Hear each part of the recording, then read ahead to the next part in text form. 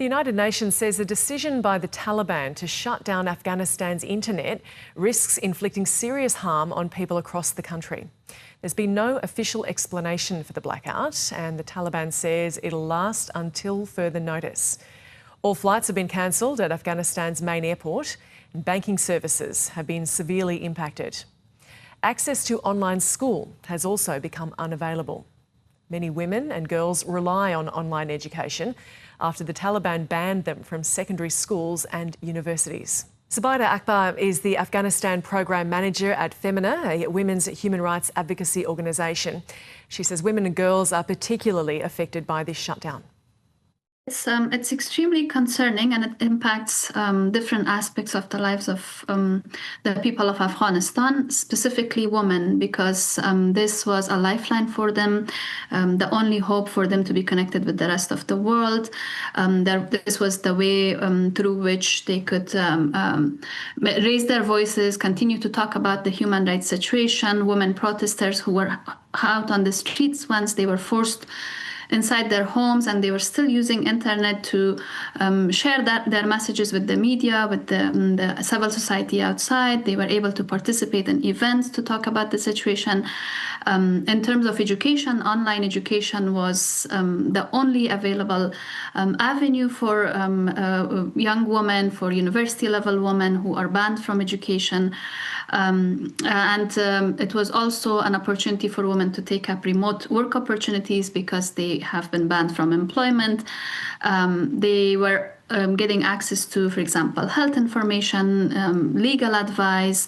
There were support networks supporting them from outside of Afghanistan.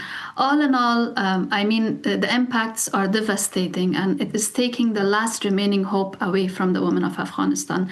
I can't imagine what the girls and women are feeling right now. We haven't been able to talk to our family members, relatives, colleagues, women activists and journalists inside the country for over 24 hours now, and all I can think of is how isolated and alone they might be feeling right now. And has the Taliban done this before? I mean, what are the reasons they have given for this?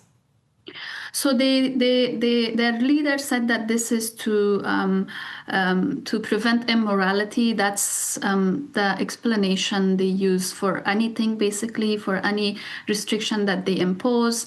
The delay or the suspension of education has been, the reason has been this.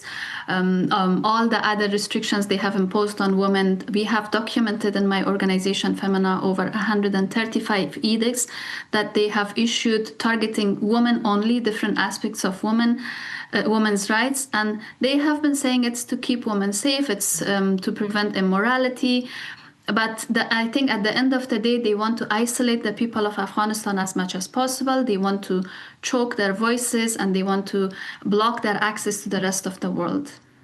And tell us more about what women are losing in this, particularly around education, since they don't get that in Afghanistan.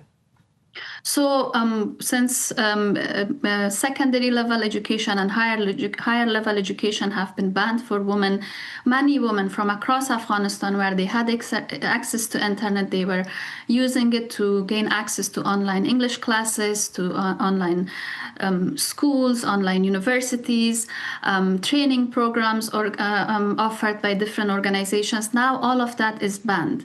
Any opportunity for them to strengthen their capacity, to build their knowledge, and also through that to connect with other people outside of Afghanistan has been taken away from them. There is, I have been hearing from many colleagues who are offering online classes from outside of Afghanistan that 2 days in a row now they open their Zoom rooms with no one to show up. They have lost access to the only remaining source of education, unfortunately. And Zubaida, are we expecting this to last? Is there any way around this for the people in Afghanistan?